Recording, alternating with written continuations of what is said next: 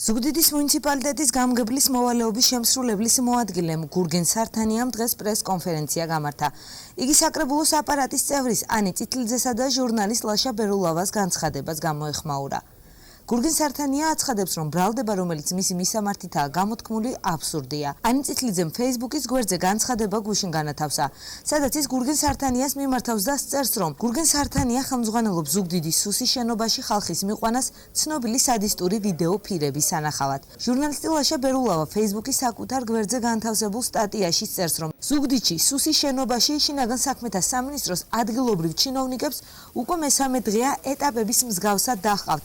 წინასწარ შერჩეული უპირობოდ ქართული ოცნების მხარდამჭერებად მიჩნეული ადამიანები და მათ უჩვენებენ იმ კადრებს, რაც სამეგრელოს სამალავებშია ნაპოვნი. აღნიშნულ განცხადებებს გურგენ სართანია ბოდვას უწოდებს. აფიქსირებს ლაშა ნიუპოსტი ესეთი ისა რა ქვია ინტერნეტ გამოცემაა და აფიქსირებს, რომ მე გამაჩნია ისა ვიდეო ფირი გამაჩნია, რომ გადაღებულია იქ, სადაც ამოიღეს იარაღები იქიდან და მე ვითომ დამყავს ხალხი და ვაჩვენებ ამას ამ შემზარავ იმას სურათებს, როგორც თვითონ ელჩებიდან ვიცი, რომ ის შემზარავია, თორე არც ვიდეო მინახავს, არც ფირი გამაჩნია, რომ გამაჩნდეს, არავის როგორ შეიძლება რომ ვინმეს ვაჩვენო, პირდაპირ გადავცემდი შესაბამის სამსახურს და მე გამოვიკლებდნენ ვინ გააკეთა და ვინ იყო ამის გადამღები და შემოქმედი. მეტი არანაირი არ სულში ვარ ნამყოფი, იმიტომ რომ არ მქონდა საქმე თორე მივიდოდი და ეს არის აბსურდი. ლაშა ბერულავა იმას რა ქვია იყენებს ანი წითლიძეს განცხადებას. ანი წითლიძე რაღაცას ბოდავს, ამას ბოდვა ქვია. და ბოდავს რაღაცას, რომ მე დამყავს ვიღაცა, მოიყვანოს ის ვინც წავიყვანე, ვისაც ვაჩვენე. ეს წარმოუდგენელი რაღაცა.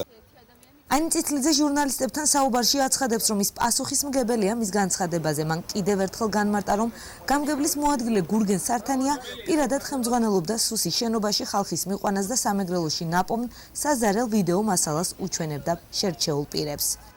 ჩემთვის ამ კადრების გამავრცელებელიც და ის სადისტებიც, ვინც იქ მონაწილეობენ და ის ადამიანებიც, ვინც შემდეგ სხვებს ეუბნებიან, რომ ანახებენ რა კადრები აქვთ მათზე, არიან ერთნაირად სადისტები და მე დარწმუნებული ვარ, რომ შინაგან საქმეთა სამინისტროს ამ კონკრეტულ ფაქტთან დაკავშირებით ექნება კანონის შესაბამისი რეაქცია. არ დავასახელებ ამ პიროვნებების სახელდაყვარს.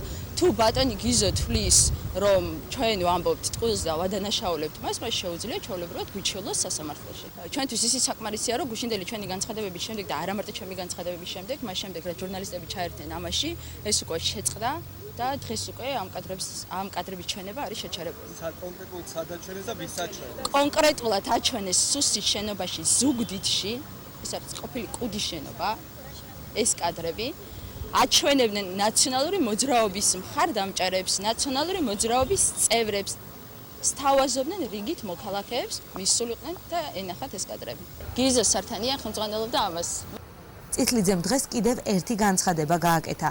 მისი თქმით, შემდგარი იყო სპეციალური ჯგუფი, რომელიც ტელეკომპანია ოდიშის დარბევას გეგმავდა. მისი თქმით, ჯგუფის წევრები ტელეკომპანიას საზარელი კადრების ეთერში გაშვებას მოსთხოვდნენ. თუ კი ოდიში ვიდეო მასალის ეთერში გაშვებაზე უარს იტყოდა, ტელეკომპანიის დარბევა მოხდებოდა. გარდა ამისა, ისევ ამავე პირების ხელმძღვანელობით იგეგმებოდა ამ ფირების მიტანა ტელერადიო კომპანია ოდიში და იმ შემთხვევაში, თუ ტელეკომპანია განაცხადებდა და იტყოდა უარს ამ ფირების გაშვებაზე, ისინი მათ დაგეგმილი ჰქონდათ, რომ შემდეგ ტელეკომპანია დაერბიათ. ჩვენი გადამღები ჯგუფი ლაშა ბერულავას დღეს ვერ დაუკავშირდა. ჟურნალისტი საკუთარი Facebook-ის გვერდზე წერს, რომ 2 დღით ქალაქიდან გადის.